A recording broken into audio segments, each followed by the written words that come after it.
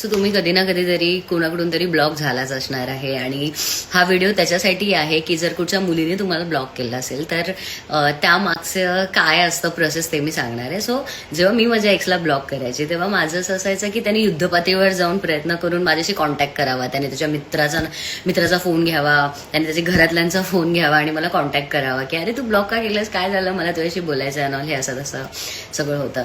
आणि हे नॉर्मल आहे मुलींमध्ये. आम्ही फक्त चेक करत असतो की तुम्ही कुठच्या लेवलला जाऊन ट्राय करताय की जर मी बंद केले सगळे दरवाजे तर कसं तुम्ही आमच्यापर्यंत येऊन पोहोचताय.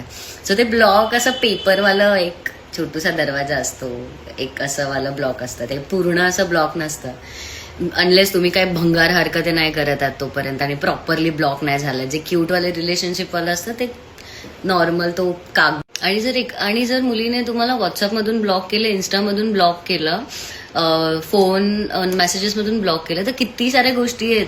तुम्हाला गुगल पेचं ऑप्शन्स कसं काय नाही समजत. गुगल पे वरती पण तुम्ही करू शकता मेसेज, जीमेल करू शकता. किती सारे फोन असतात आपल्या आसपास, कुठल्या तरी मित्राचे घेऊन पण तुम्ही फोन करू शकता. तर हे जाऊन बेसिक असतं. मुलींना हे सुचतं सगळं करायला. तुम्ही कधी मुलीला ब्लॉक करा, ती पूर्ण पागल करेल तुम्हाला 1760 नंबरवरून फोन करून.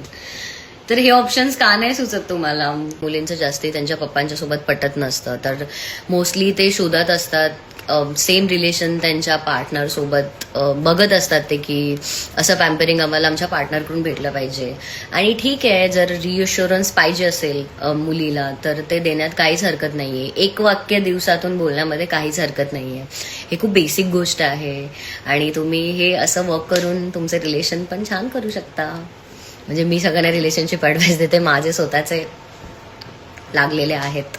असो, ब्लॉक केलं असेल तर जा, फोन करा, कसं पण करून.